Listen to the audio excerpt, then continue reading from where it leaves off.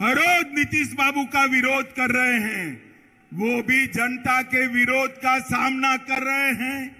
इनके आधे एमपी भाजपा के दरवाजे खटखटा रहे हैं। नमस्कार, आपके साथ मैं रोहित कुमार। आप हैं न्यूज फॉर नेशन पर। देश के गृह मंत्री अमित शाह के एक बयान से बिहार के जदयू के अंदर हड़कंप मच गया है। अमित शाह ने एक जनसभा को संबोधित करते हुए कहा कि उनके करीब यानी कि जदयू के करीब करीब आधे से ज्यादा जो सांसद हैं वो बीजेपी का दरवाजा खटखटा रहे हैं। मतलब यह है कि बहुत जल्द जदयू के अंदर एक बड़ी टूट होने वाली है। लोकसभा चुनाव 2024 को लेकर के सियासी बिगुल बच चुका है। अमित शाह ने शुरुआत बिहार के पूर्णिया से की तो महागठबंधन के दल भी पूर्णिया पहुंचे। इसी कार्यक्रम में अमित शाह पर हमला बोला गया, लेकिन इन तमाम चीजों के बीच में अब बड़ी खबर सामने ये आ रही है जो कि अमित शाह के बयान से निकली है। दरअसल अमित शाह बिहार के नवादा पहुंचे थे बीते दिनों, जहां पर उन्होंने एक जनसभा को संबोधित किया था। उस कार्यक्रम में अमित शाह ने लालू यादव, तेजस्वी यादव और नीतीश कुमार पर जोरदार हमला बोला। ये तक कहा कि ये सरकार पूरी तरीके से भ्रष्ट लोगों को बचाने में लगी हुई है। कहा कि नीतीश कुमार लालू यादव की गोद में जाके बैठ चुके हैं। नीतीश कुमार तेजस्वी यादव के खिलाफ एक गहरी साजिश कर रहे हैं, जिसके तहत नीतीश कुमार किसी भी कीमत पर तेजस्वी यादव को मुख्यमंत्री नहीं बनने देना चाहते हैं। नीतीश कुमार के लिए एनडीए यानी कि बीजेपी ने अपने दरवाजे हमेशा के लिए बंद कर दिए हैं। ये वचन लोगों को दिया, कहा कि कुछ भी हो जाए नीतीश कुमार के लिए अब बीजेपी का दरवाजा कभी नहीं खुलेगा। और ये बात उन्होंने न सिर्फ नीतीश कुमार को कही, बल्कि उन्होंने ये बात कान खोल करके ललन सिंह को भी सुनने को कह दिया।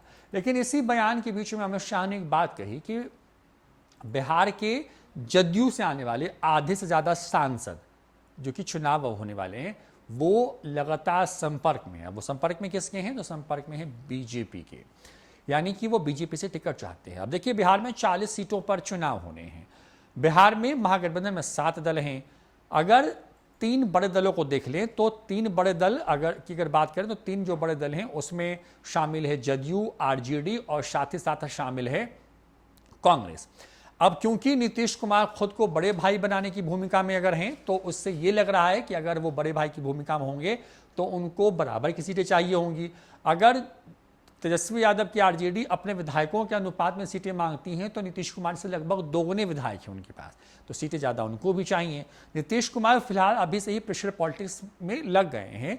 ऐसे में दोनों अगर एक फिक्स किसी रेशियो पर पहुंचते हैं तब भी जदयू को अपने कई सीटिंग जो एमपी हैं उनके टिकट काटने पड़ सकते हैं। अब देखिए 40 सीटें हैं, एक फार्मूला ऐसे मान के चलते हैं कि अगर लेफ्ट पार्टियों को अलग कर दें, जितना मान जी कि हम को अलग कर दें, तो 40 सीटों में अगर 14-14 पे दोनों लड़ते हैं तो 28 सीटें हो जाती हैं और बाकी की बचती हैं 12 सीटें, जिसमें से कांग्रेस के साथ बाकी दलों को में ये सीटें बटेंगी। तो 14 सीटें अगर आरजेडी लड़ती है तो 14 ही मिलेगी जदयू को भी। अगर ये फॉर्मूला बनता है जिस तरीके से 2019 के चुनाव में बीजेपी और जदयू के बीच में बना था, तब नीतीश कुमार के कुल 4 ऐसे सांसद होंगे जिनका टिकट कटने वाला है, यानी कि वो दरवाजा खटखटा सकते हैं। और शायद यही इशारा अमित शाह ने किया है। इस बार बीजेपी के लिए बिहार में बैटिंग के लिए बड़ा स्पेस है, क्योंकि बीजेपी के पास 40 सीटें हैं। इन 40 सीटों की अगर बात करें तो इसमें से बीजेपी अपनी लड़ी हुई कुल सीटों में, यानी कि जो सीटें वो पिछले चुनाव में लड़ी थी, यानी कि 17, तो 17 सांसद अगर उनके फिर से लड़ते हैं तो 17 तो उनके पास होंगे ही होंगे।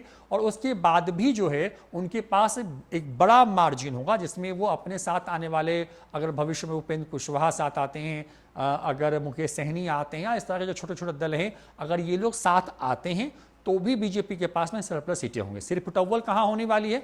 सिर्फ टव्वल होगी महागठबंधन के अंदर में, और खास करके जदयू और आरजेडी के अंदर में। शायद यही वजह है कि अमित शाह ने इशारों में इस बात को कहने की कोशिश की है कि जदयू के कई सांसद ऐसे हैं जो लगातार जो हैं बीजेपी के संपर्क में, क्योंकि सबको टिकट चाहिए। और टिकट है किसके पास? आज के हिसाब से देखें, क्योंकि चुनाव में वक्त है अभी 8-9 महीने का। इन 8-9 महीनों के बाद की बात नहीं करें, अगर आज के हिसाब से देखें तो आज बात जो है वो एक तरीके से कहें कि टिकट ज्यादा बीजेपी अलायंस के पास में है लोगों को देने के लिए। शायद यही वजह है कि जदयू के सांसद ऐसा हो सकता है कि वो संपर्क में हो, और शायद इसी बात को कहने की कोशिश अमित शाह ने भी की। अमित शाह ने कहा क्या, छोड़ जाते हैं आपको उस पूरे बयान के साथ। भाइयों बहनों, ये सरकार है बुरी नीयत की, बुरी नीति की सरकार है, बेड सरकार है।